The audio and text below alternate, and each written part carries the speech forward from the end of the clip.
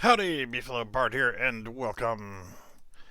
Okay, this series is going to be based off of the fact that there are some people who are still new to Unreal Engine 4, or mostly this is for people who have never actually even opened the frickin' program. And gonna just kick you right off and get you started making your very first game and multiplayer at the same point um, in one lick. And it should only take about 30 to 45 minutes at the very, very most, even if you've never done anything with Unreal Engine 4 before at all. You've never tried to make a game before. Um, you're going to be able to follow along with this video right here and get your first level done, which will turn out to be kind of like you're a noob. About time you show up. I ain't seen you in forever. Yeah, I've got some friends that are absolutely brand new to Unreal Engine 4. One that's still installing it actually right now as we speak. So this is kind of targeted towards them. And unfortunately for John, there's actually no multiplayer replication required for this one. It just works without having to do any of that. I've actually been trying to tweak my way of doing things a little bit on my multiplayer settings. So yeah, but it is nice to see you, John. For those who don't know who John is an absolute freaking legend with multiplayer replication and stuff like that. So always good to see him pop in and say hi. Good people. Okay, so for those who are going to follow along for the first time, and I'm going to kind of break it down in that way of teaching from the first time. So for people who have a little bit of experience, like John there, um, you know, you may seem it may seem a lot of nonsense going on, like, oh, why are you doing it that way, why are you doing it this way, and it's kind of to show things. There are shortcuts and other things that you can do to speed up the process and make things a lot better, but I just want to break it down into more of a more visual way of doing things. So to get started, this is actually going to be using my simple multiplayer Steam template. Yeah, I'm still pushing that because that's what allows me the money that I generate from selling that for $20 US currency through PayPal. It allows me to buy other people's assets and to buy other games and um, you know things of that nature.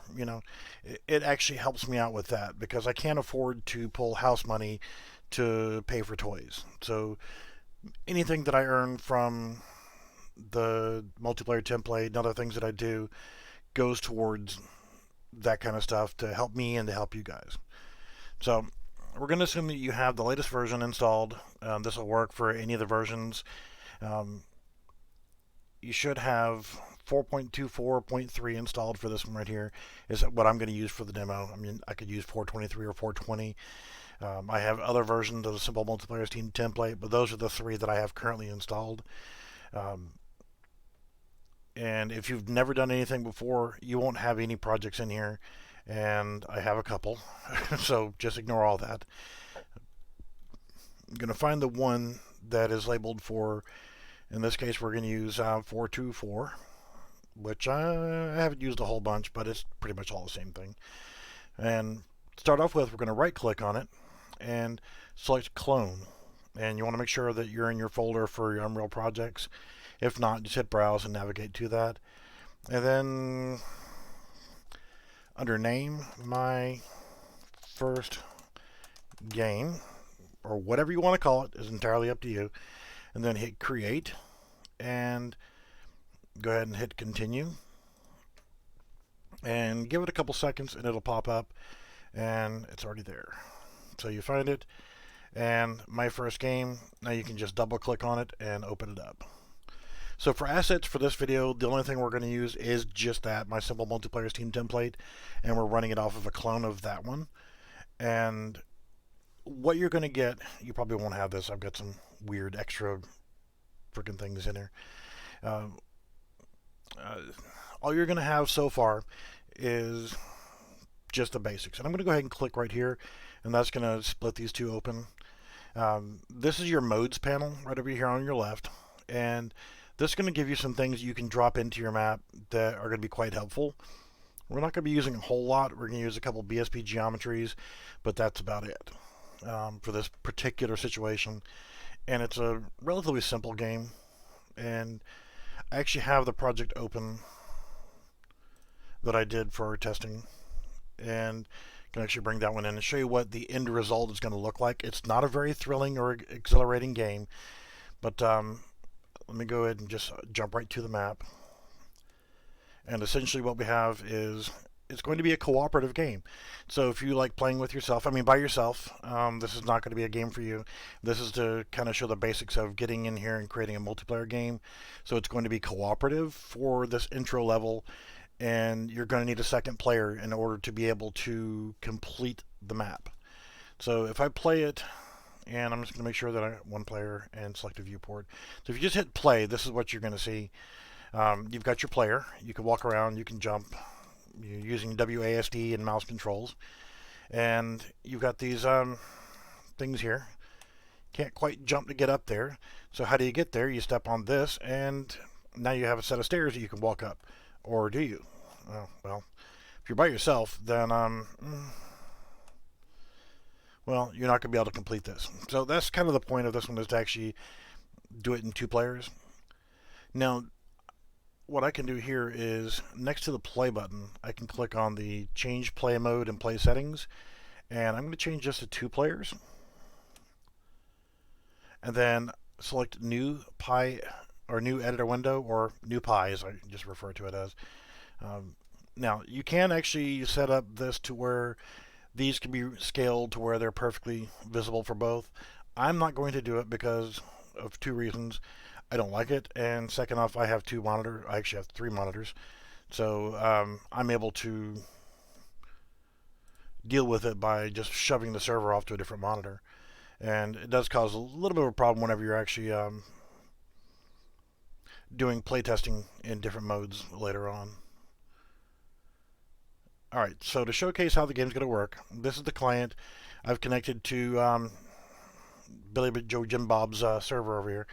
And well, I can come over here and activate the stairs. And now the stairs, I can walk over with the server and walk up the stairs. Okay, no problem. So now the this dude wants to get up the stairs. Well, how do I get there? Well, you notice that whenever I leave the stairs, another platform comes up, and the server guy can come over here and stand on it, and that's going to put the stairs back up, so the client can actually walk up the stairs. Now we got a blue platform, so what if I stand on that one? It gives us another set of stairs. So now, the server guy, he can walk up here and look at our lovely client down there. Damn, the stairs went away again. So the server guy can come over here and step on this plate, and now you can come up, and I'm going to go to the right one, and this guy, server, come over here, and you won. Very simple, very dumb game, I know, but it's to get your feet wet, and it brings you back to the main menu automatically. And that's so that you know, you have something, you have a level of completion. You've made your very first game. So we're going to go from that, and when you look at your simple multiplayer Steam template, which is all you have installed into the game so far, if you were to hit play from this screen, it's going to say go connect to Steam dummy, and you're going to have a white square. And you still have the single player, which is going to take you into just a bland little nothing map. In the editor, if you hit escape, it's just going to close the project or close the play. So if you come over here and play in standalone game, it's going to actually bring up the menu and everything else correctly, and you'll see that it will load in the Steam username and avatar and access Steam community and so forth.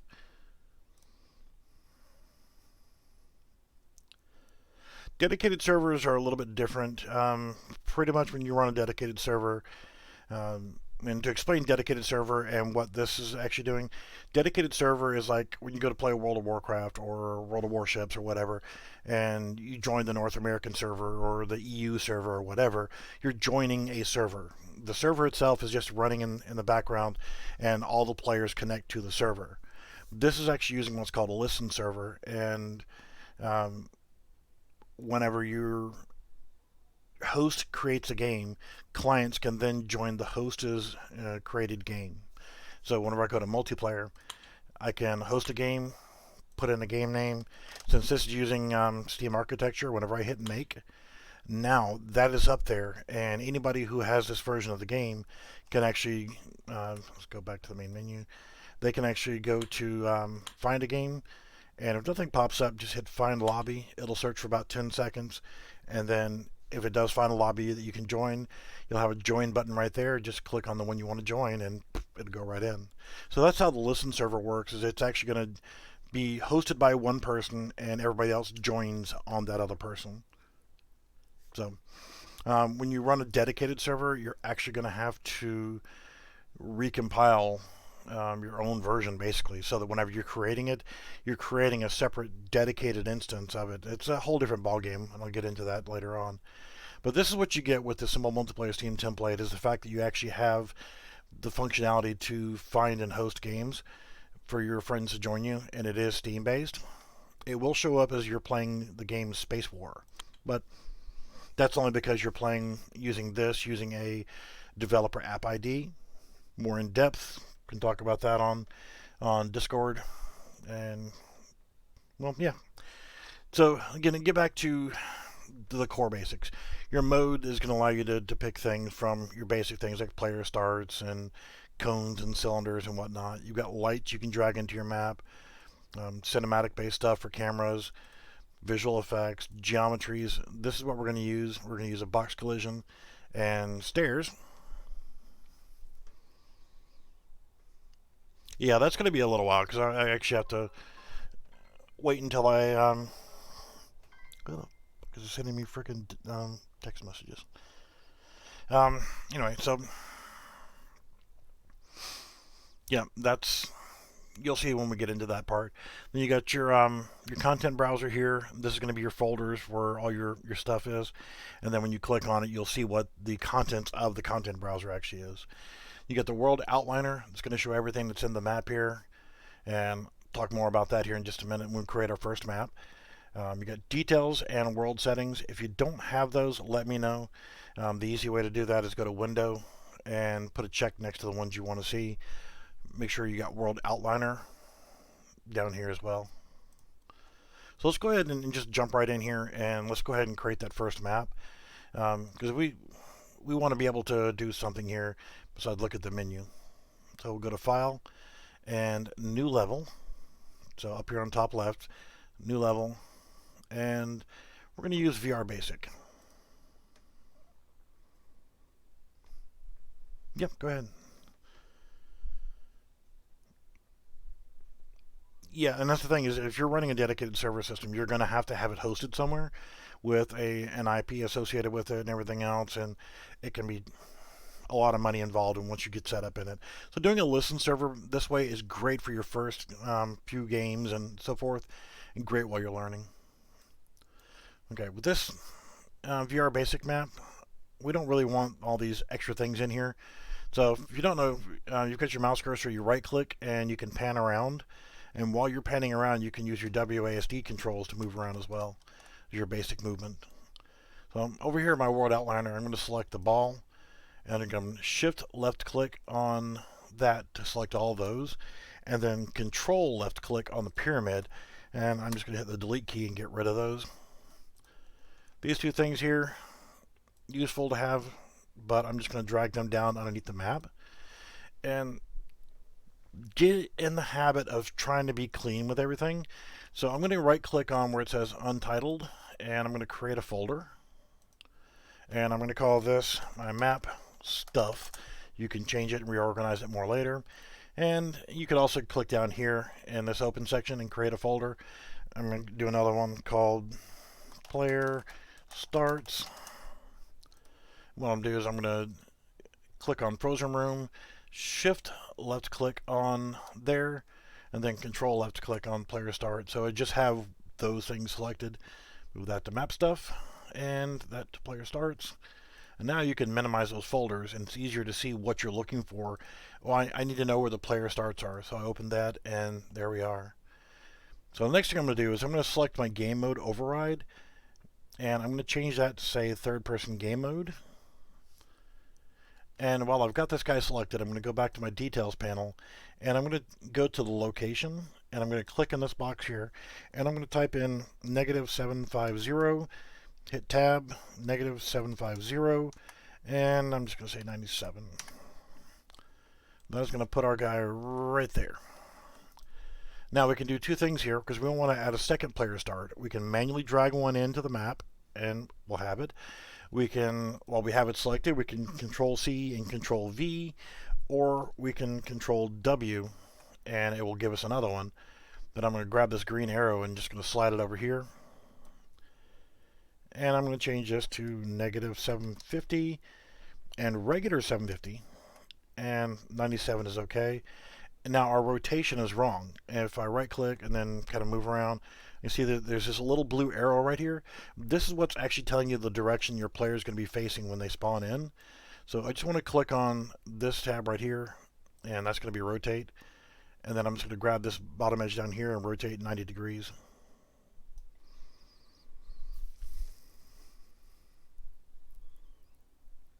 Well, that's cool, and I appreciate the compliment. So now we have two different player starts, and we can actually, if we hit play, we will get either one of the two player starts. So we can run around, and we're just going to play by ourselves for right now, and we'll just go from here. So we hit escape, and it takes us back out.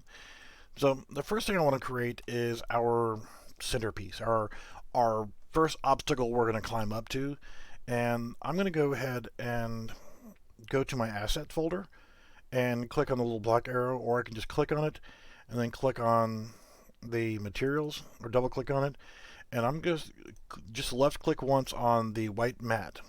It's going to be a basic white material. Then I'm going to go to my geometry. We're going to get tricky here. We're going to actually make our own custom static mesh. Not from this one, but from the stairs here in just a minute. So now I'm going to grab a box. I'm going to left click and I'm going to drag it into the map and let go. And I'm just going to go ahead and do my location transform, which is 0 and 0. We're going to come back to this right here. This is your Z height, your elevation, your height of the object. Now, when you're using BSP geometries, ignore these two right here. Okay? I'm not answering text messages while I'm streaming. Thank you. We're going to make this a little bit bigger here in just a second, but let's hit play. And if we left it at 200, well, with the way our character's set up, we can jump right up there. Well, that's no fun. We can win right off the bat, right? So let's actually make this bigger. I'm going to click on the box brush, and I'm going to click on it again, or you can hit F2 and change the name. And we're going to call this our center platform. So we know what it is. It's our center platform. And if you look down here in our brush settings, it's 200 in the X, 200 by Y. And if you don't know what's what, you can look right here is Y is going to be going in this direction. X is going to be going in this direction. And Z is going to be going up and down. So I want to change this to 300 high. Rule of thumb here, whenever I put the Z height of this while it's on the ground at 300, it's going to be sticking into the ground a little bit by default. So if I come up here to my location transform and change this to half of what the Z height is there, which would be 150, it's going to put it flat on the ground, and we're good to go. So now we can't get up on our platform anymore. We can't cheat and just keep on going. So this is going to stay here. It's going to be a fixed part of the map. Now, one thing I'm going to suggest right now here also, we hit escape, is I'm going to go ahead and hit save all, so that we can save our map. And save selected, and select the maps folder. And we're going to call this level _01 and hit enter. And I'm going to hit save all one more time, and it's going to save the build data. Now, our map is saved. We're good to go, right? I'm also going to go over here to edit and editor preferences. Right down here, asset, editor, open location. Select main menu, main window. This is just my pet peeve, but this is what I like to do. And then I go over here to loading and saving and uncheck autosave. Because if you rely on autosave to save your ass, you're just doing it wrong. You're responsible for saving your content as often as you need to. Be responsible for your own saves. You do something, the save all and save buttons are really easy to find. Save all right there. No problem. So next thing I want to do is I want to go ahead and create a set of stairs. And we're going to create them in here, and then we're going to turn them into a static mesh. Inside the mesh folder, there's a haul tool and a player peg. No big deal. I mean, technically we could have dragged this in here and had a big box to work with, but that's for later down the road and for other things. So what I'm going to do here is I'm going to go back to my material folder, and I'm going to grab my red material. I'm just going to left click on it one time to select it, and then I'm going to go to my geometry and linear stairs. I'm going to left click and drag it into the map so it's sitting right there on the floor. Now we can take this and click on the four-way arrows right there, and that's going to be for moving it.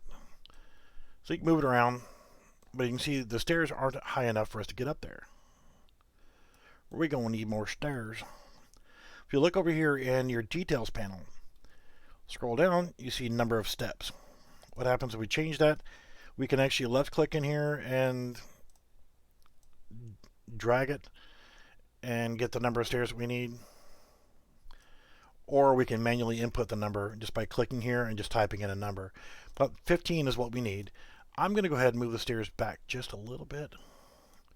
You'll see why here in just a second. So we're going to take this and we're going to get even more fancy. We're going to make this into a set of floating stairs. Okay, overcomplicating things a little bit, but now that we have this selected, we can either Control C and Control V or Control W to create a second one. They are on top of each other. So what I'm going to do here is I'm going to zoom in a little bit. You can see the outline of the stairs here, and with my moving arrow I'm going to move this back so that the front edge of this new one is level with the vertical from the next one. I don't know if you can see that there. Then once we hit the brush type here, go from additive to subtractive, it's going to make that go away. But you see, as it's touching that other object right there, it's red on that back wall as well. So I'm going to go ahead and click on both of them so that I have both selected, and I'm going to move it back a little bit. Now the next thing I want to do is go ahead and remove one of the stairs from my number 2 and say 14. And that's going to help prevent that. But now we have a set of floating stairs, and we're going to actually use this inside of a blueprint. So you can see here, what I'm going to do is select the second one first, and then I'm going to hold down the control key and left click on the first one, and it's going to put my point right there. You can actually reset this. I'm not going to get into that in this video, but now that I have both of these selected, I mean, we could sit here and hit play, and it has a nice collision, and we can walk up and down the stairs. It's great. But we're going to break it here in just a second, and I don't know why it does it, but we're going to break it. So we'll click on this one, and then Control left click on this one so that our pivot point will show up right there. Then underneath our brush settings, there's a little arrow right here. I'm going to click right there and create static mesh. Then I'm going to browse to my asset folder and mesh folder. This is where I want it to go. Then I'm going to click inside here, highlight all that, get rid of it, and I'm going to call this SM, the abbreviation for static mesh, underscore stairs, and then hit create mesh. It's automatically converted over to the static mesh, and if we hit play, we've just killed it. We have no collision anymore. Walk right through it. Welcome to Unreal Engine 4. It's just one of the things that happens. There's multiple ways you can actually rectify the situation. We're going to do it the semi-correct way, and I'm not going to show you the incorrect way, but you can actually click on it here in your map, or click on it over here in your world outliner, and then you see static mesh. Click on the magnifying glass, and it'll carry you directly to where the item is, and now you can just double click on it to open it, and now it opens it up here in the main, and we can actually take a look at it. Since we created this ourselves, you're going to have an issue with the lighting on it. So just scroll down in the details panel over here till you find general settings. And then there's an arrow here, show advanced. I'm going to start off with light map resolution. We're going to change that to whatever. We'll just call it 96. Sounds good. And I'm going to hit tab 1, 2, and 3 times. And that's going to put us right in our light map coordinate index. Could change that to 1. Tab, then I'm going to save it. Now, we're not going to see anything different right now, but trust me, that's something that we're going to have to deal with. Now we need to add a collision to it. So I'm going to go ahead and go to the collision box up here, and I'm going to add a box simplified collision. It's going to put a big, huge box over the top of it, and it looks like crap. I'm going to click on that green line, so I have my collision selected. I'm going to go ahead and go to my Scale Objects button right up here, and I'm going to grab the blue and left click and drag to pull down and scale it down. I don't know if you guys can see it or not, but we've made it a lot smaller. And you can do this either of 2 ways for the next part, because we're going to need to rotate that so that it actually fills up the area of the stairs. And I'm going to go to rotate. And if I try to rotate it now, I'm not going to be able to get it just right. It's going to be off in one way or the other. So what I'm going to do is go to this area right here for a rotation. Click here. And I believe I use 11.25. Now you can do the commons or divisions of 360. I'm going to try it at 11.25. I think that's what I used before. Yeah. And just rotate it to where it's 33.75. And then I can go back to my scale. And it's going to go either a little too much or a little bit too far. This is for doing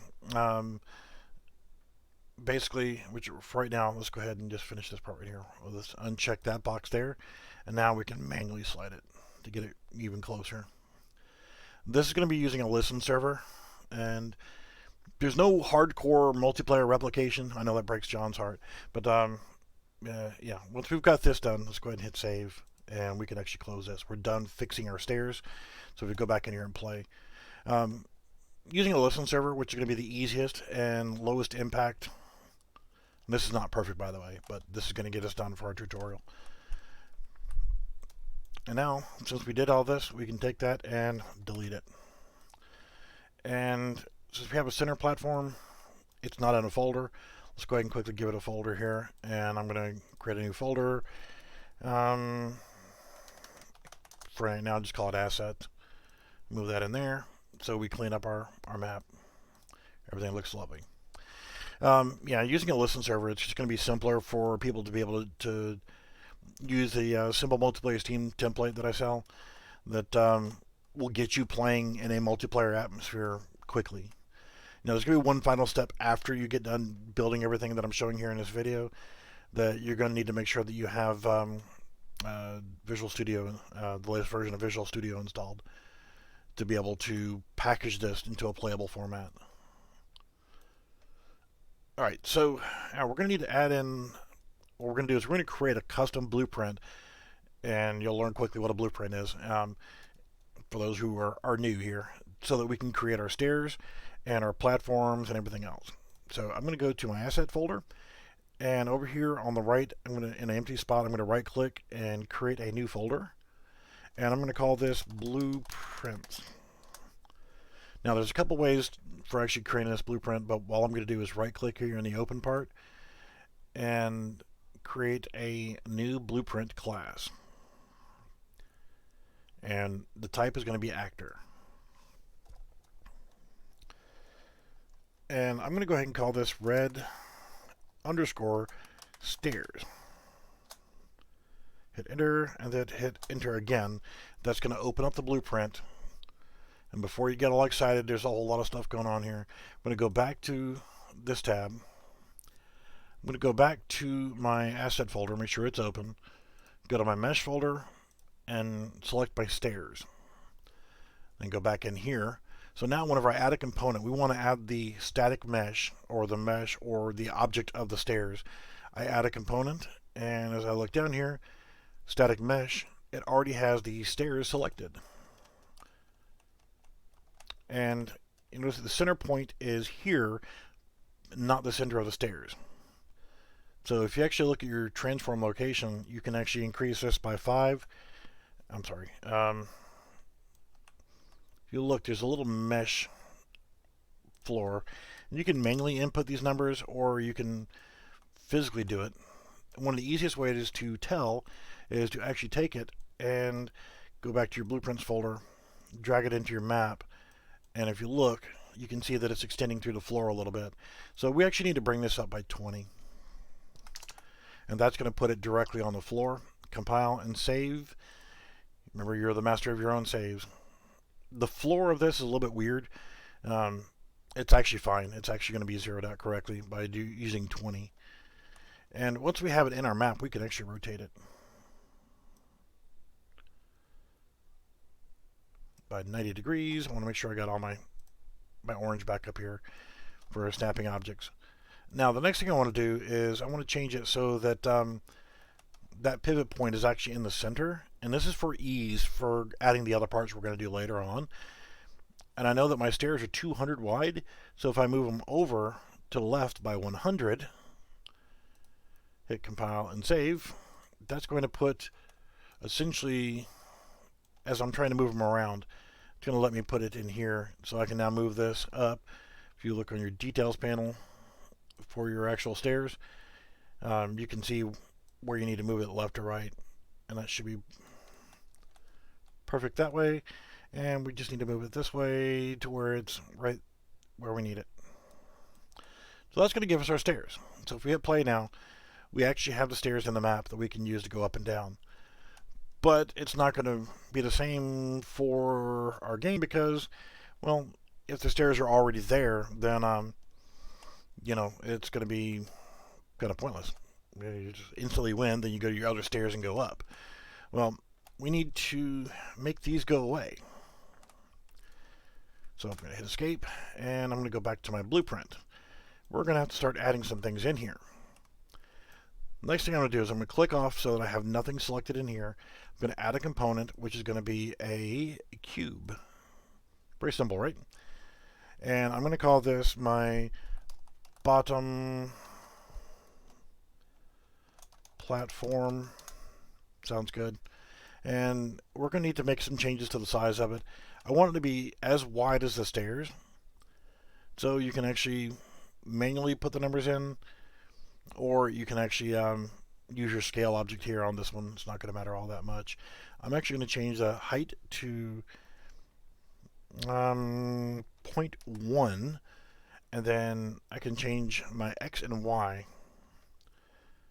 Scroll it out. Well, we need to go too wide. Sounds good. And I'm going to leave it 1 in that direction. Now, if we look at it, we drag it over, it's not level with the bottom. So we're going to need to move that up. And if we leave our snapping the way it is, it's moving up and down by 10. You can change your snapping by clicking the number 10 here, selecting 5, and move it up by 5. Now we're not going to actually leave it there. What we need to do here is we also need to move it. And I don't want to leave it on 5 on snapping. So I'm going to move it back to 10. And we need to move this back to do 250. That's going to be useful here later on. The next thing I want to do is I want to go ahead and change my material. So while we have the bottom platform selected, we look, there's our mesh. That's a default mesh. Material, I'm going to change that by clicking here, and I'm going to scroll down until I find red matte. So we're going to make it red so we know that it works with the red stairs. Alright, I'm going to go ahead and hit save. Now if we look at it in the map, we can see there, we have a button. Now we want to put a top platform in so that it will show up right here and be our trigger for the stairs as well. So what I can do is, again, with it selected, Control C, then click off of it, Control V. And I'm just going to go ahead and move that up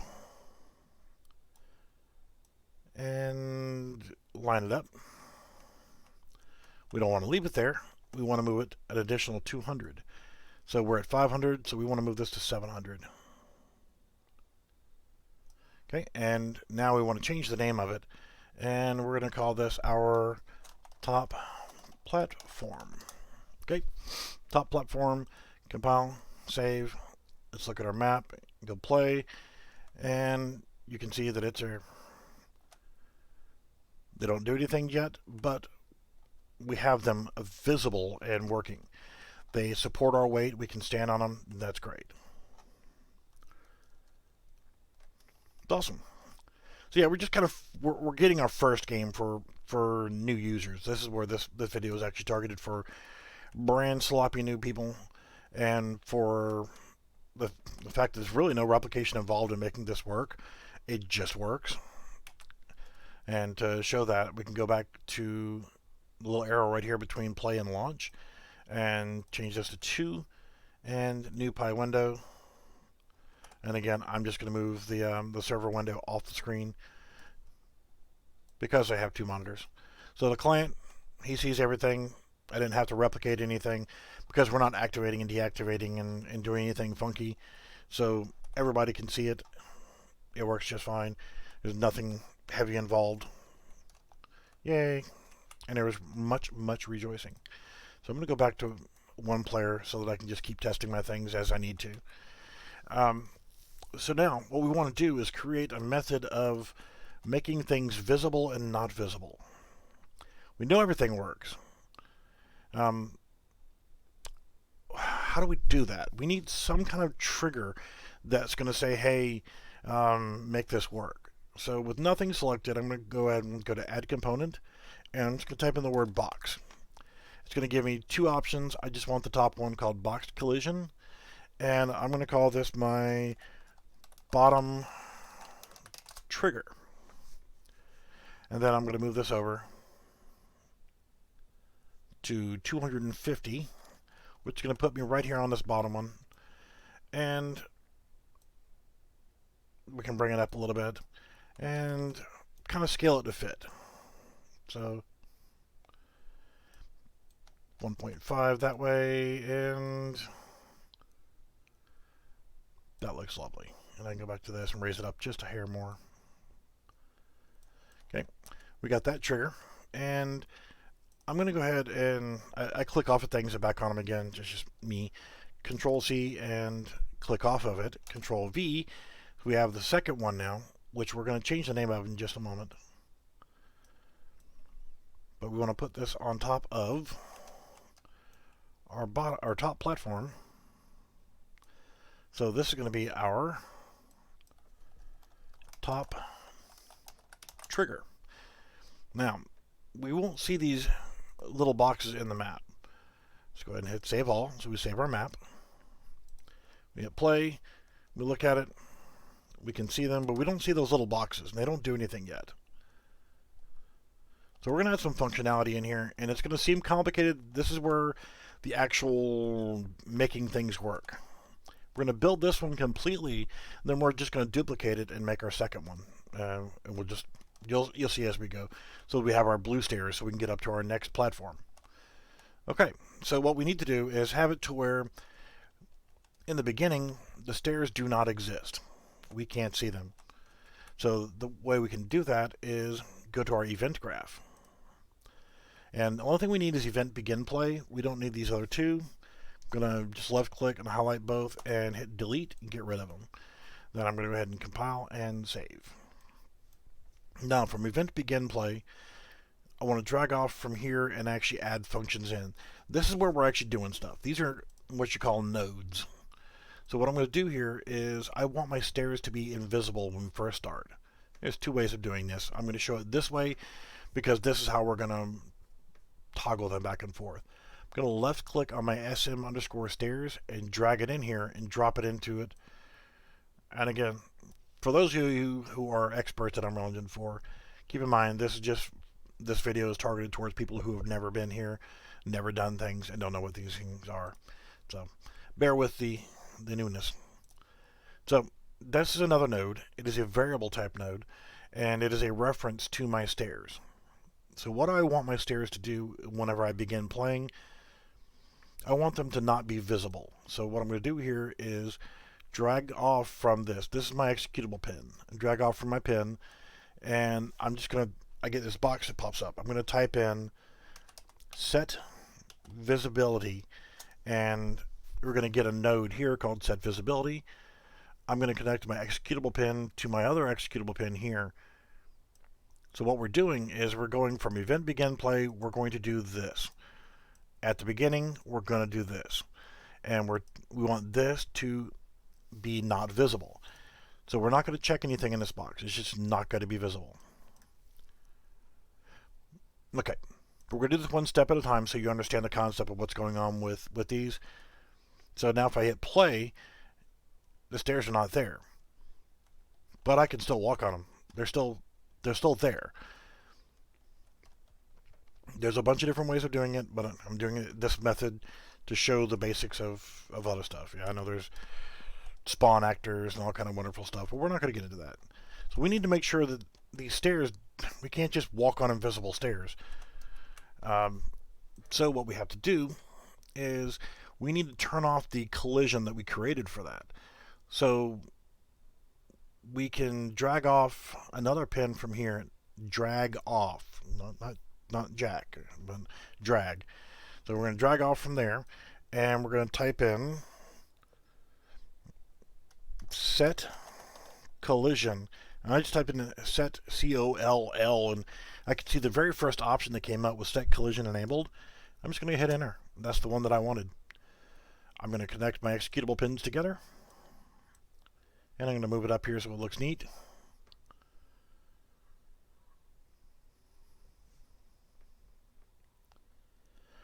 Steam is the most common platform that people play on.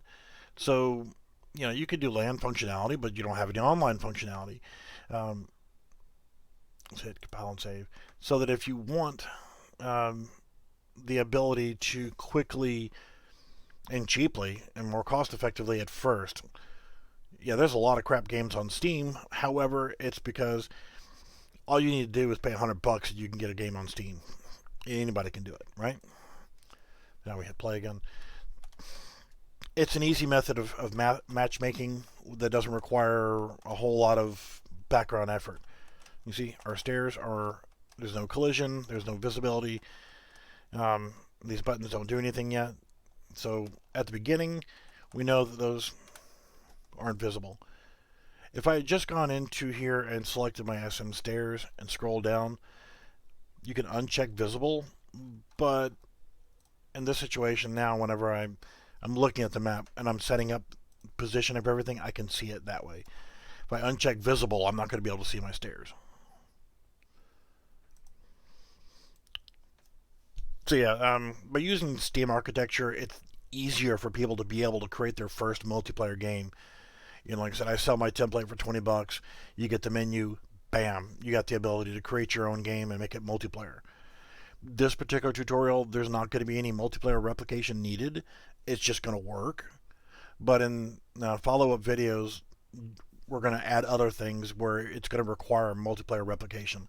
So this is just like a newbie video for getting people who've never used Unreal Engine 4 started in actually doing this. And I like doing it on live streams because I want your questions. If you have questions, you ask them and I answer them the best of my ability. I'm old and crap, but, you know, I can still figure out a lot of things, right? So, okay, on begin play, we have set our visibility to false by not checking that box, and we've set our collision for my stairs to no collision. Okay, perfect. But how do we turn them on? Well, we have our top and bottom platforms, so what I need to do here is I also want to make my top platform invisible, or do I want to make this invisible? I don't know. We'll come back to that. We'll actually just worry about getting them to turn on and off and set visibility on and off and stuff, and then we'll tweak the settings a little bit to make it more usable. So what we have is our box collisions for our bottom trigger and our top trigger.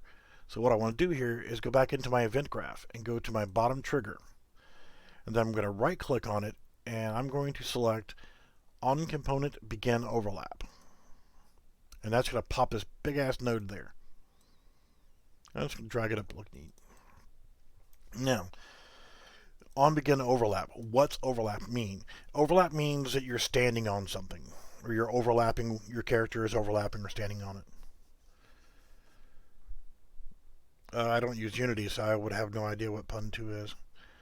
But Steam, using this method, we're using a listen server. Dedicated servers require a separate build version of Unreal Engine 4 and a lot more background work, a lot more time, effort, and money involved. This method is using a listen server, so I can be the host and you can join my game. I don't have to worry about paying for a server space and things like that for a small-scale multiplayer game.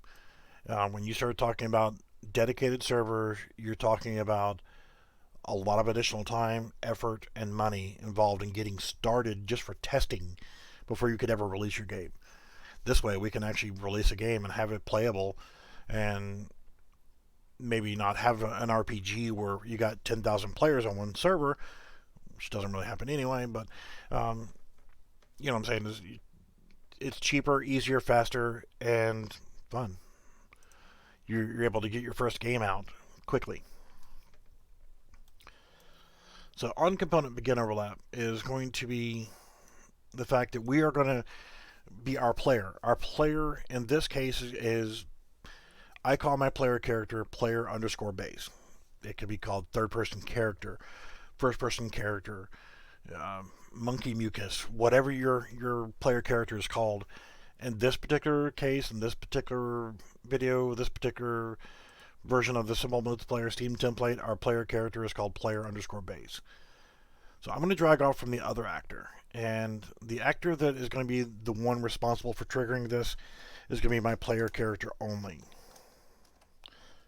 So I'm going to select here cast to player_base, and that's going to be my player character. It's going to automatically, for this one, connect the executable pin. I'm going to drag that over here and hit compile and save. We don't need anything from the player. We just wanted to know that this is the person or the object that's actually going to be stepping on the trigger to make it work. So when we step on this trigger as a player, this is what we've said so far. Player steps on trigger or overlaps the trigger, then we want something to happen. We want to get a reference to our stairs again, and we want to make the stairs visible. So we're going to drag off from there and say, and learn how to type it first, but set visibility. So we can turn the visibility back on, connect our executable pin, drag this up here, put a check in this box. We're going to turn visibility of the stairs on. But remember, we turned off our collision as well. So now we need to drag from here again and set collision enabled. Use the same one, connect the pins, but this time instead of it saying no collision, we're going to click on this box and use collision enabled. So now we actually have collision. So now if we go in here and play, come over here, you see we have no stairs, no collision form whatsoever. We'll step on it. Now we actually have that visible. We can walk up and down. But since we're making this into a cooperative game, we don't want it to stay there. We want this to go away. As soon as I step on off of that, I want this to actually go away. And we'll do something later with this other platform. So to make that happen, what we're going to do here is where we did this, we select our stairs, our bottom trigger, right click and add event on component end overlap.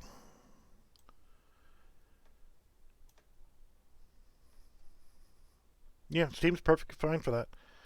Because, again, you use this simple multiplayer Steam template that I've created, and you instantly have a way of connecting and creating and hosting and playing games.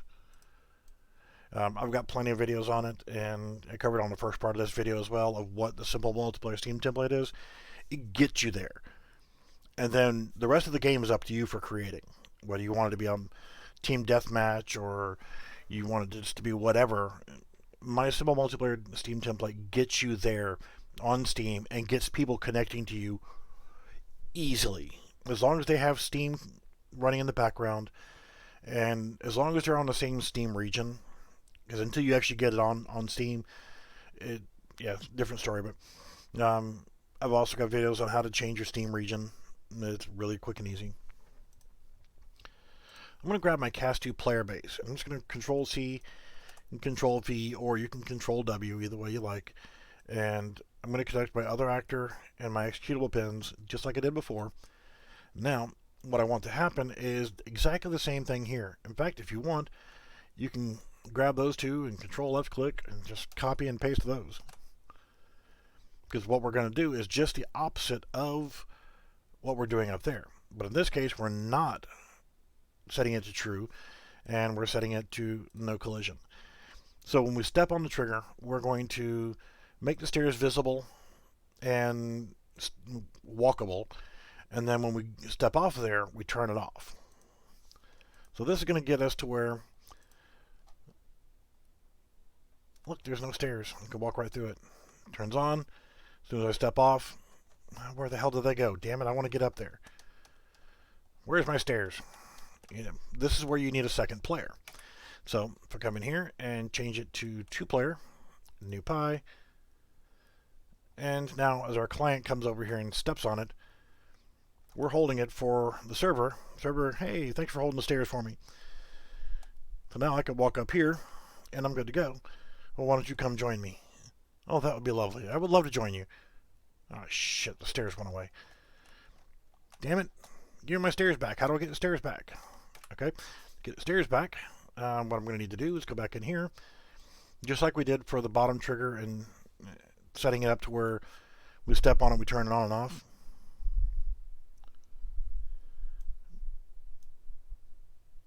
Yeah, I have lots of them, but they're all pretty much based on the fact that I sell a kit to get you there. So you don't have to worry about it. You just build your game off of my kit, and there you go. You add whatever you want to it. We're going to get our top trigger box, and same thing we did before on component begin overlap and end overlap. Yep. $20 gets you a menu system that allows you to quickly connect to Steam. In fact, we're going to do the same thing with this one as we did with the other one. So I'm just going to grab all this. I'm going to Control C and Control V. And while I still got them all wrapped in gold there, I can just keep connecting other actor to object and executable to executable. And I can just make them meet. There we go. So it's going to do the same thing. It's going to turn everything on and off. So now I'm going to go in here. Client can come over here, stand on the stairs. Now they're visible. Server can come up here, but it'll be confused if I step on the other one right there. Then it's going to give me some confusion right now. We'll fix that before I let it become a problem. Well, the stairs disappeared as soon as I walked off, but now I can step on them and allow a way to get up there. So we're good to go. So what I was saying here about the fact that if I'm standing on this and the client stands on this and the server, well, he's standing on it, but it's going away. So there's confusion back and forth, and we want to solve that confusion before it gets a little bit carried away. So these are all turning on and off just fine. But what we want to do here is, and I'm going to pull up the other example really quickly.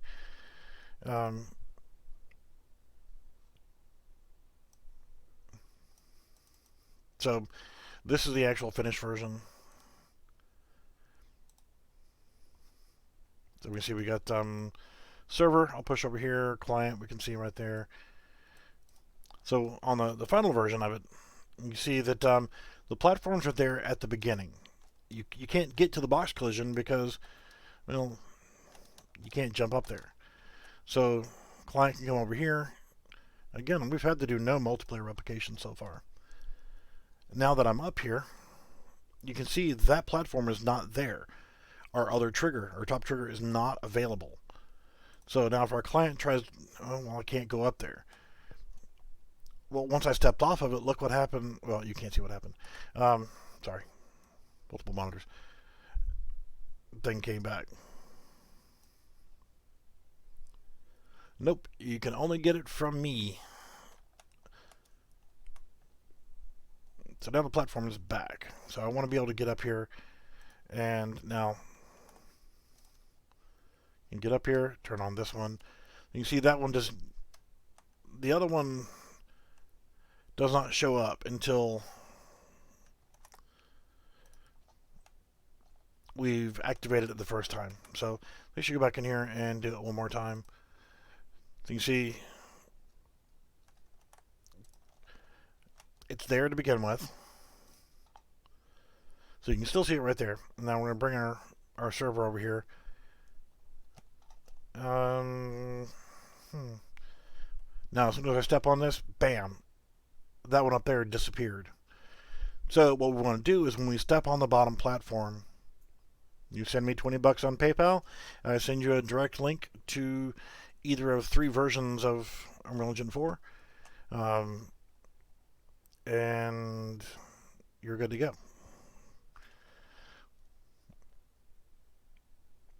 So that's what we want to do, is we want to make it to where when we step on this the first time, it makes that other platform disappear.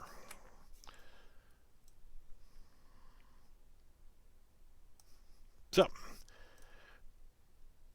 what we've got to do here is when we overlap this trigger, the bottom trigger, what we want to do now is grab hold of our top platform.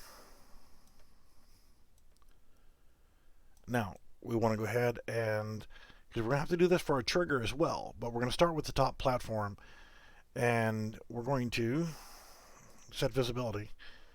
Yeah, I do it through PayPal. I used to do it through Patreon, but people kept trying to screw me over. So, you know, I do a lot of things to help a lot of people, and still a lot of people try to do their best to screw me over. Top trigger. Let's go ahead and, now the top trigger should not be enabled, but it's not going to matter because we can't reach it. Set collision enabled.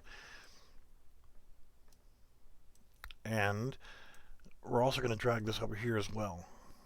So we're connecting top platform to set visibility to off and set collision enabled to no collision. So those just don't work.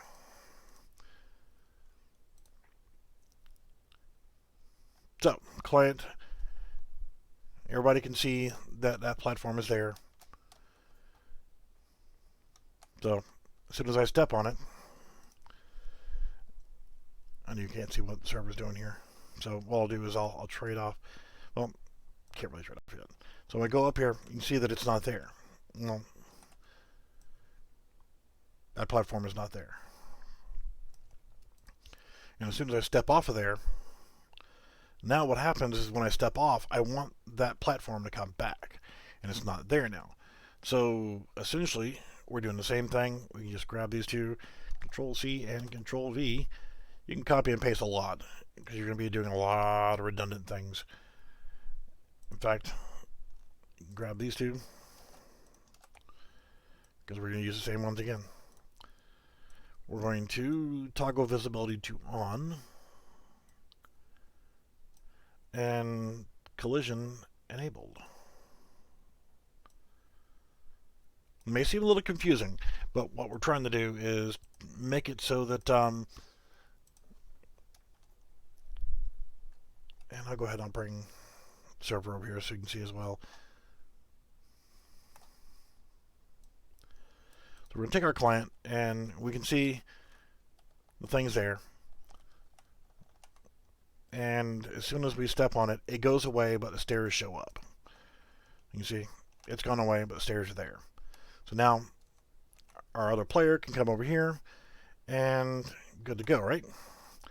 Now as soon as I step off, the stairs go away, and that platform shows up. Oh, we got to fix that here. As soon as we step on the top platform,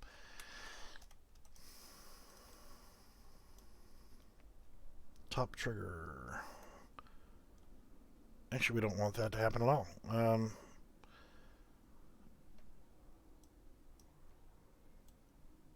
Well, yeah. Getting myself confused here. Happens all the freaking time. So we'll turn the platform on.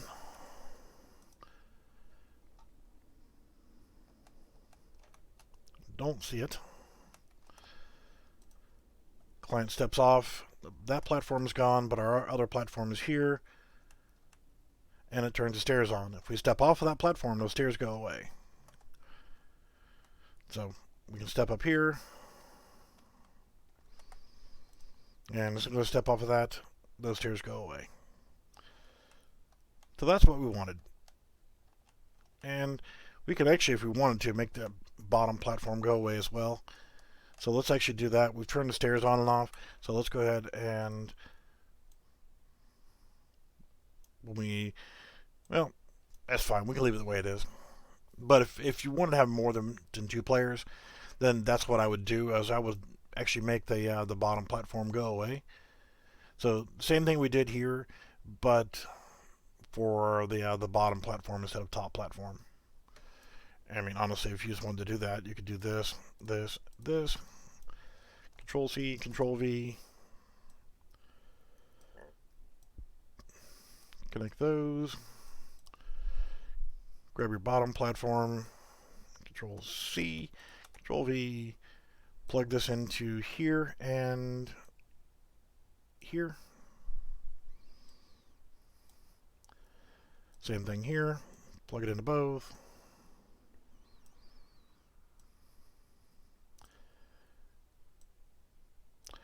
And then we need our trigger, bottom trigger. Place that here and here.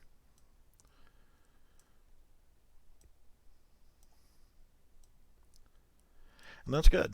And that's going to get us to the point where we're ready to probably go ahead and create our second one. So as our client, we can come over here. We can see that the platform goes away, but the stairs show up.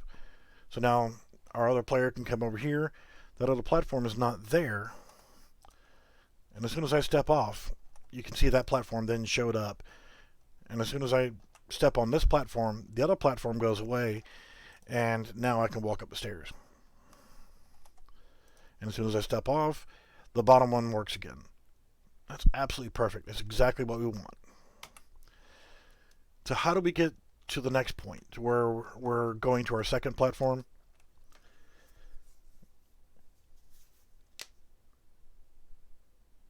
Oh yeah, $20 is worth $1 million. If you don't know how to get set up to run on Steam and then host a multiplayer game and that kind of stuff, you're pretty much, yeah, it's worth its weight in gold. Now I did this a different way in my other version, and I didn't think about it, is I don't really need to worry about it. I can actually grab this guy and add in the second one. We're going to have as many as we want around this, but instead what I'm going to do is place it on top of the platform here, and let's just center it up. And do that. And now we actually have a working set, but to make it less confusing, I'll do it a different way. Because we don't actually have, there's a better way of doing this, to make it to where you can use one thing and have multiple ways of using the same blueprint in your map. We'll work on that later. Instead, what I'll do here is I'm going to go ahead and delete that guy. So we just have the one. And all I'm going to do here is, we know that this got everything we need. Everything works perfect. Bam, close it up. Save everything. We're good to go, right? Now I'm just going to take it, right click on it, and select duplicate. And I'm going to call this my blue underscore stairs. I'm going to go into it, and I can actually select all three of these by shift clicking or control clicking and changing blue matte. Scroll up, from red to blue, and then bam, done. Blue stairs. The same thing, just different color. And we actually zero this. Actually, we can't zero it. We didn't do it that way because I wasn't smart enough. So now we have that, and if we hit play, we can see, well, we need to put our other white platform in and our victory platform. So you can see that we actually have to now work together, activate this. They work completely separate from each other. Now, this player can come up here. Other player, well, damn, now I gotta go ahead and step on this platform. I can come up, and I can go right to the blue platform. Gee, thanks. I can come over here, and I don't have the white platform yet, so it's kind of screwy. As soon as I step off, boop, stairs go away. So we need to go ahead and get our next platform in here, and all I'm going to do is grab my center platform. In fact, let's go back to our blue stairs. We actually need to lower it down. No, I'll just leave it like that. That's fine. Go ahead and get our center platform. Control C, Control V. Drag it over. And then we need to change our Z height. Basically double. So we're going to change this to 600 and change this to 300. Oh, that was almost perfect. That was perfect. First try. So now if we actually did this, we could actually go in here and it will actually work, but we have no victory condition. So we know that the stairs work. They do what they need to do. So I'm going to create one more blueprint, and it's going to be how we're going to trigger our victory conditions. But let's spin off here for just a minute, and let's go to our widget folder, our UI folder here. Go to widgets, and we're going to create a widget. What the hell is a widget? Well, a widget. Right click in here and select user interface. Go to widget blueprint, and we're going to call this our victory_W so we know that it's a widget. And then we're going to hit enter. This is splash screens. Widget can be your heads up display. It's like our health bar that we have there. It's all created using a widget. And I'm going to keep it simple on this one. I got other videos showing how to do this, but we're going to go to special effects, background blur, left click, drag it into the map.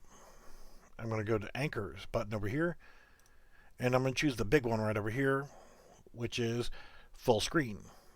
Then I'm going to go to my offset and change that to 0. Hit tab, 0, hit tab, 0, hit tab, 0, tab, and there you go. Poof, fills the entire screen. We need to come down to our blur strength, and let's give it 20% blur. But here's a thing called Z order. If I just left this at 0, things are going to be struggling to see who's going to be on top. And if you're a top, then you like to be on top. If you're a bottom, you like to be on the bottom. We're not going to get into all that. So we're going to make this a dedicated bottom. It's going to be a power bottom. We're going to go ahead and tell it to be -1. It's going to be underneath. It's going to be a power bottom. It's going to be on the bottom.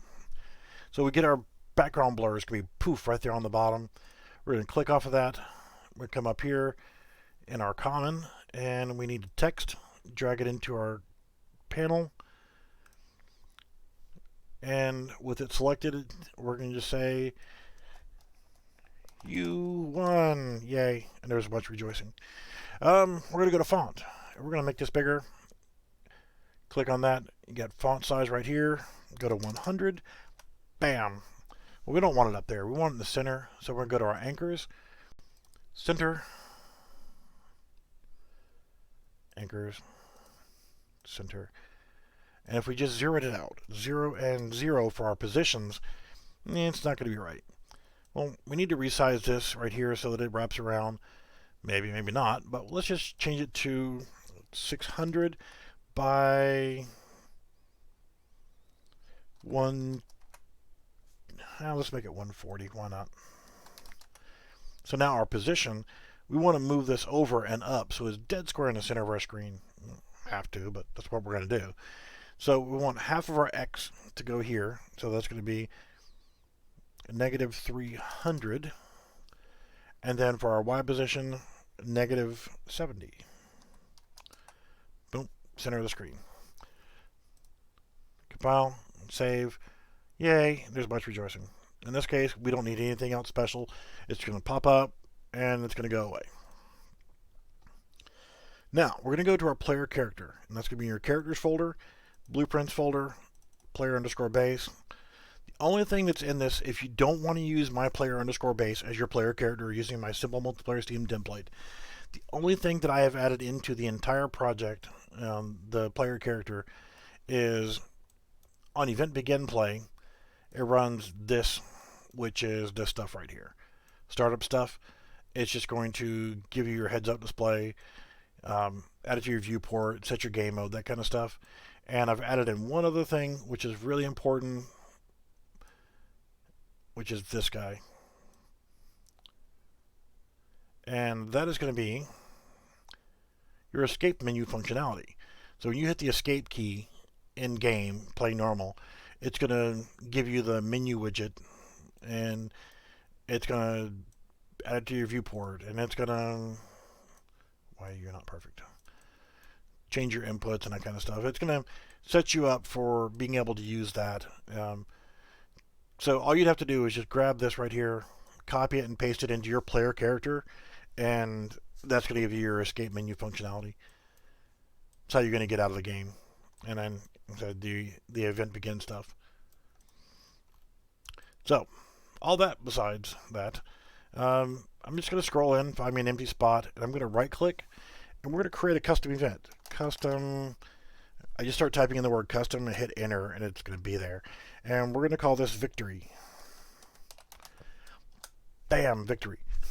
And this is going to have, whenever, showing how to make a multiplayer game, and there's no multiplayer replication involved in whatsoever. So I don't need to worry about anything else. I just created this custom event right here. I love using custom events. Some people love to use functions and other stuff. I just do custom events.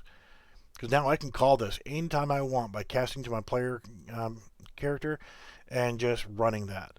And I can trigger that event. So what do we want to happen when we do this? Well, the first thing I want to do is I want to stop our player from moving around, just so we lock them in place. So I'm going to left click and drag my character movement into the screen. And then I'm going to drag off from it and say set movement. And as I'm typing it in, you can see it's highlighting set movement mode. I'm just going to hit enter. There we go. Now I'm locking my player in place. They can't move. If you want to return them back to being able to walk again, do the same thing, but just say walking. So, but in this case, we're just going to, when we start our victory condition, we say victory, yay, we won. We're going to stop our player from moving, compile and save. And then what we're going to do is we want to create widget. We want to bring that widget up that we just created. And under class, drop down, it was victory widget. And under owning player, we need a player controller object reference. And in this case, it's not going to matter. And it's going to be appropriate. Type in get play, as you start type in player, we're going to get player controller. So this is a reference to our player controller. And then what do we want to do with that widget? We want to add it to our viewport. So from our return value, just add to, and you see it's already highlighted, boom, add to viewport. And then after that, we want to go ahead and give it a delay. And delay is it's a delay. It's like a timer. So we're going to set that for 5 seconds. 5.0 would be 5 seconds. 5.25 would be 5.25 seconds. So we're going to delay for 5.25 seconds. And then we are going to drag from here. And we just want the player to go, bam, back to the main menu. So we'll do that. We'll open level. What is the level name? Okay. Easy way to remember how to get the level name is actually go back to the map folder, and we want to go to the main menu map. So I'm going to select it by left clicking once. I'm going to hit F2, Control C, then I'm going to click off of it. That copied it into my clipboard. So Control V, and there it goes, main menu map. If you're doing this to open it up from the main menu to go in, you're going to want to go in by clicking the arrow, options, and listen. It's not really important, because what's going to happen is if you go to the main menu map from here, whenever you load the main menu map, what I've done is added in a feature to where it disconnects you from the session. Otherwise, you're going to be stuck there forever, and everybody has to exit the game completely before they can rejoin another game. So we're going to open level, main menu map, and go from there. So that's what we want to happen when we do our victory conditions. We want to stop our player from moving.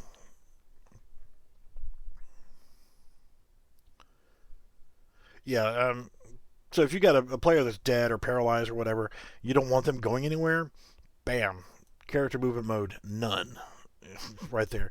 They can't do diddly squat until you actually go back in there and run this sequence again of saying character movement, set movement mode, and walking would return them back to being able to move. Showed a good example of how to do that yesterday in the Swimming with the Fishes video. So we're done with our player character for right now. So now we have that ability. When we win, we go back to the main menu and it's game over. We can start it again because we only have one map. So what I want to do is I want to create it to where there's a platform on either side of the top, and it requires one person on each of those two platforms before we can actually win. So I'm going to go back up to my blueprints in my assets folder, and I'm going to create a new blueprint, and we're going to call this our actor victory pad. Go into that. I'm going to go ahead and add a component of a cube, and I think it's going to need to be 2 by 2 by 0.1, and I'm going to change this to green just so we have a different color. And I'm going to call this my left platform, and I'm going to Control C and Control V and call this one my right platform.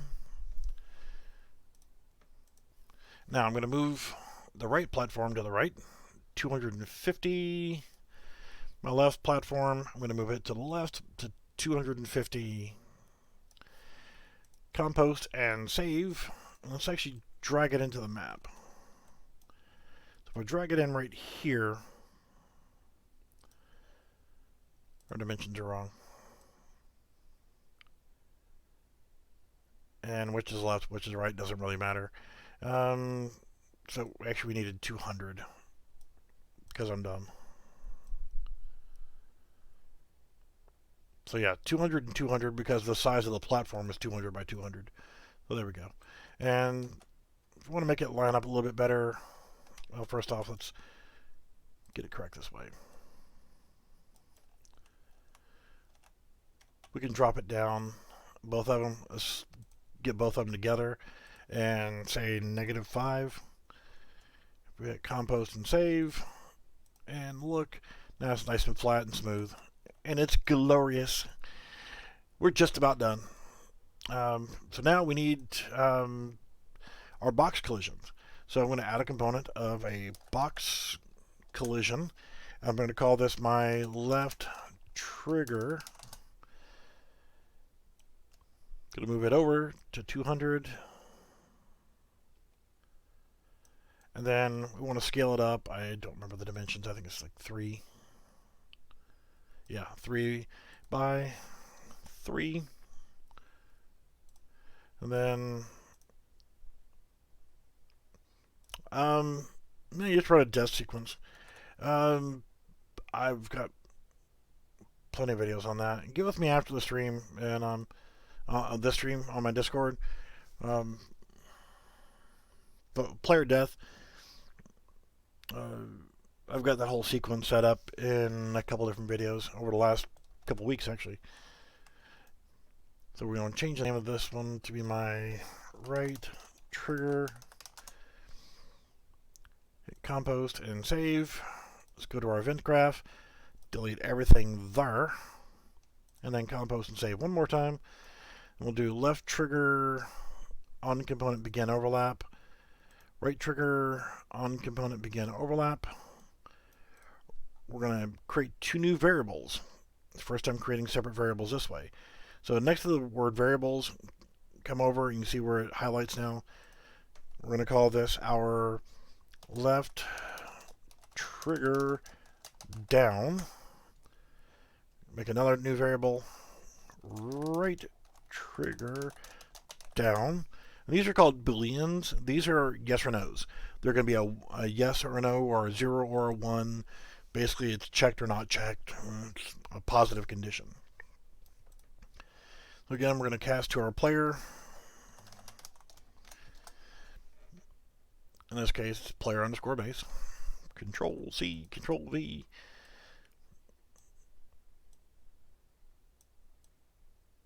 Now, when we step on the left trigger, any one of our players, as long as they're a player and not just a random character, what we want to happen is we want to set. So I'm going to drag that in here and select set. Connect that up.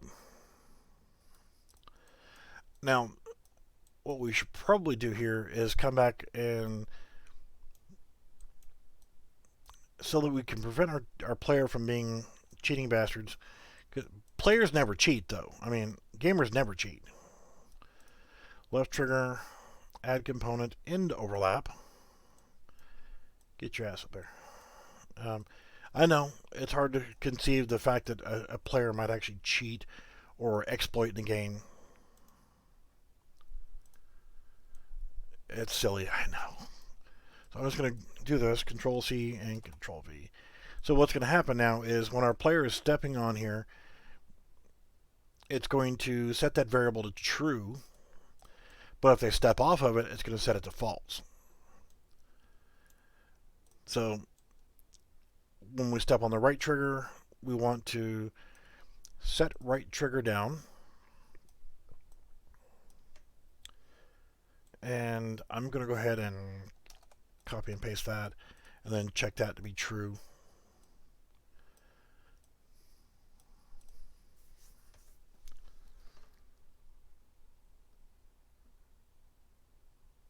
Yeah, that's the problem using OPS, man. Other people's shit. When you get stuff from the marketplace, you don't know how they created stuff, and oh no, I didn't plug you in. You don't know what the heck's going on. Alright, so we set these triggers to be on or off based on whether we're on or off the trigger. So what we need to do now is we need to run a branch node. So I'm going to hold down the B key and left click, and that's going to give me a branch node. Or I can right click and anywhere in an open space and type out branch and manually bring one in. But holding down the B and left clicking is just a quick way to do it. Same thing if you're trying to get references here. If you want to get a reference, hold down the left control key, drag and drop. If you want to set node, you hold down the alternate key and drag it off. I don't want to set node, but in this case here, we don't want you, we want you down here. We're on the left trigger. We want to know if the right trigger is down. So I'm going to bring in a reference of my right trigger. So we're going to ask the question, is the right trigger down? And on the right box, we want to ask, is the left trigger down? We're checking conditions. We want to know, we're asking a question. Branch node means I have a question. The question is the left trigger down? or is the right trigger down? If the right trigger is down while I'm stepping on this one, then we win. So I'm going to drag from my player base, and I'm going to type in victory, and that's a custom event that we created in our player character. So we can now call that. When our player does something, we can call that reference and play it from there. Same thing here. We drag off from that, and victory. Now this will conclude building of our game. I'm going to package this up and actually make this available on Discord and let people actually download it and just test it and see what was made in this. So let's go ahead and save all. Save selected. Play. For right now, I'm just going to go ahead and drag the server completely off to my left monitor. Okay, so now here's our client. He's super awesome. There's no stairs here or there. And yes, it took a little bit to get there, but no big deal. We step on this, and that appears or disappears. Gee, why don't you stand on that and hold the stairs for me, and I'll walk up here. Okay? Gee, I appreciate it. Now I'll come up. Shit, the stairs went away.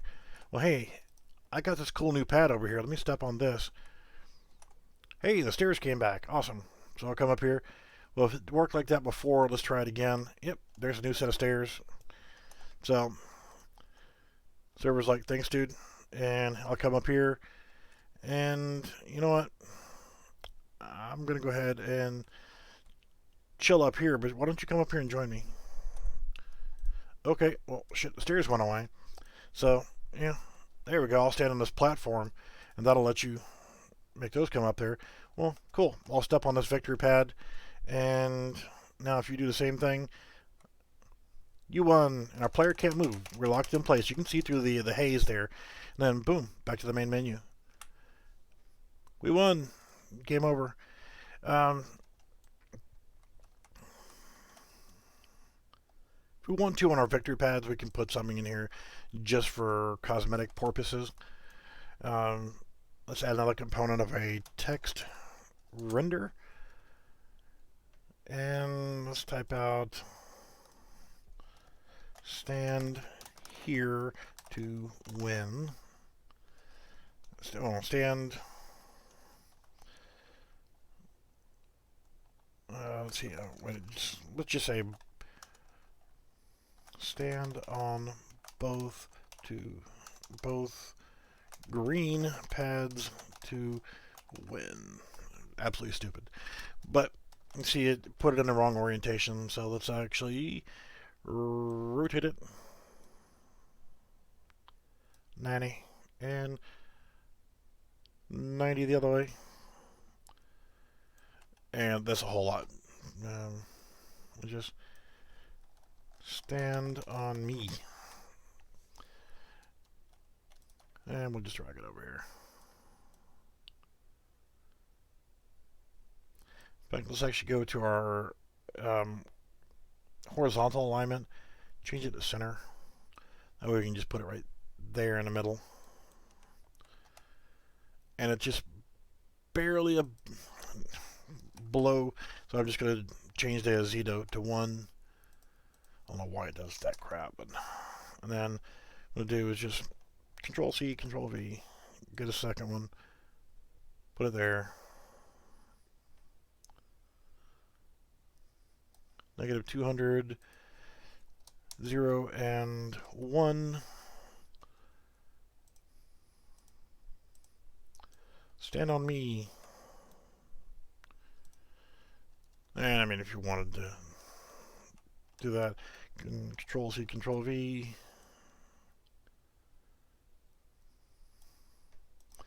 You're such an asshole. Why do you do that crap, Unreal Engine?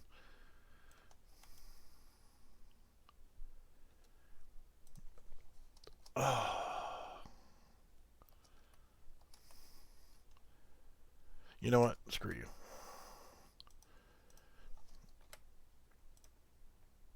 Control C, click off of it, Control V, And now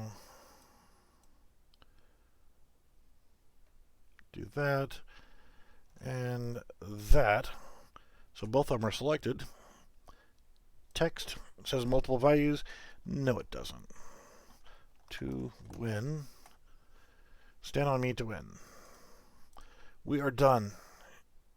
Game complete. Save all. Takes 2 players to win. 1 person to stand on each pad. 1 person to stand here so the stairs will come up. Then once they get up, then they can stand on the pad that shows up here when there's nobody on this pad. And there we go. So it's a game. It's lovely. And because players can be buttholes, we'll worry about it later. But there's a way we can prevent players from falling out of the world. But we're not going to do that. We're going to wrap up this game by doing what's called a development build. I'm going to go ahead and fix one more thing here that it will prepare us for that build. For people using my Simple Multiplayer Steam template, we need to go to our maps. And first off, select our map, F2, Control C, because we need exact case sensitive, exactly how the map is named. Going to go to our widget folder and main menu widget. Go to our graph and just scroll right in under the make server button where it says open level and change the lobby map to level 1. Scroll out, come over here to the single player button. Since we don't have a separate single player map, then we'll just Control V. And then compile, save, and close that. And then one more thing we're going to have to do, since we have that map as our actual map, we actually go back to our main menu map. It doesn't really matter, but I want to show in the blueprints, open level blueprint. Whatever you use for your main menu, if you're using my Simple Multiplayer Steam template, that needs to be in your main menu.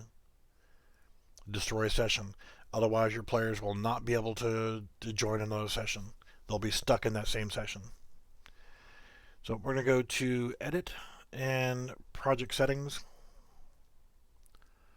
We're going to scroll down to Packaging. We're going to click this arrow right here for Show Advanced under Packaging. Scroll down and we're going to click on List of Maps to include in a packaged build. And we need the main menu map, but we don't need the lobby map anymore. So I'm going to click on the 3 dots. It's going to open up here, and I need to go to my map folder for the project. And we want to use level01.umap and hit open, and then that's it. Close that, and we are done. We are ready to package this up and make it as a playable standalone game. So I'm going to go to my File Explorer, and I'm going to go to, let's go to the F drive. And I'm going to create a new folder. We're going to call this my first game and go into it. And go ahead and drag that off the screen. Now, if you want to do this, you have to have Visual Studio's latest version installed. It's free. Get with me later if you don't know what I'm talking about, or Google it. But you have to have Visual Studio installed, the latest version, to be able to package your projects. I'm going to go to File, Package Project, Windows 64-bit. I've got everything else disabled. You can develop for whatever platform you want. I only do for Windows 64-bit because I'm old and I'm grumpy. I'm going to package, and then I'm going to go to the folder of which we just created, my first game. My first game. There we go, and select folder. I'm going to open this up, but show output log. If everything is ready and configured and you've got all your Visual Studios and everything set up correctly, this will come back and work perfectly. Otherwise, you're going to have to do a lot of Google searching to figure out what you're missing. I had to do that. Everybody has to do it. It's just one of those things. And no, I mostly don't remember exactly what needs to be fixed. You have to look at the errors and read them and then go from there. Yellow, I'm not worried about. Red, you might see one or two red pop up, but for the most part, that doesn't mean it's going to fail. Wow, that was quick. I love it when it says that. Build successful. So we can just go ahead and close that, and we can close that. We're done. We made a game, and we packaged it. It's going to be in a folder called Windows No Editor. This is going to separate the noobs from the non-noobs sometimes. If you open up inside there, Windows No Editor is actually the game. Don't package that shit up in the Windows No Editor folder. Grab the damn files and move them back into the root folder of my first game. And then get rid of that damn Windows No Editor folder. You don't need it. It doesn't do anything. Hell, at this point, you can actually rename your executable to Donkey Dildo or whatever you want to call it, and just change my first game to whatever you want it to say. We don't need any of that crap. Go away. Empty recycling bin. We're done with you. And all you do is just double click on it, and that's it. It's going to ask you about like firewall and that kind of stuff. Promise there's no. I'm too lazy to do viruses or bugs or anything like that. Once you double click on it the first time, it may take a little while to get fired up. So.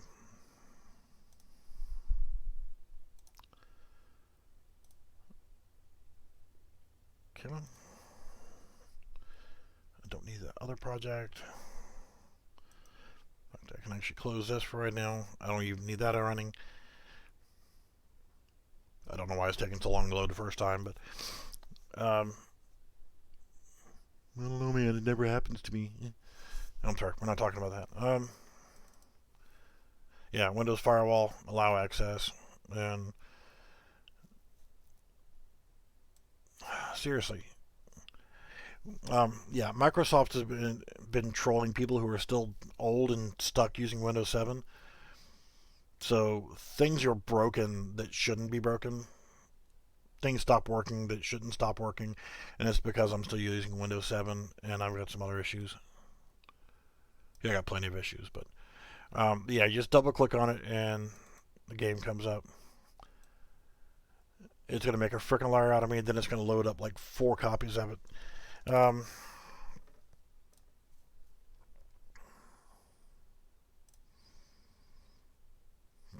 so much crap running from Discord.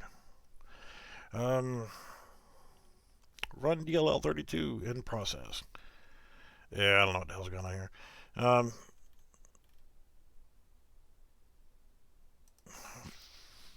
Frickin' go away, wargaming. In fact, go away. Yeah, Steam has to be running in the background for it to work, and trust me, it does work. It's just one of those things where it's because I'm, trying to show this on a frickin' stream. Stop service. Windows Update. Why do you keep turning yourself on whenever you're an unsupported thing here? Windows Media Player. Stop. Oh, it's because GeForce decided they were going to force me to do another friggin' update. So, yeah, that happens too. From time to time, when they decide that you haven't updated yet, yeah, things just break that doesn't need to break. But yeah, trust me, it works. I'm going to have to restart my computer. But here's the fun part, right? Because Microsoft has been trolling, if I go over here to shut down my computer or restart,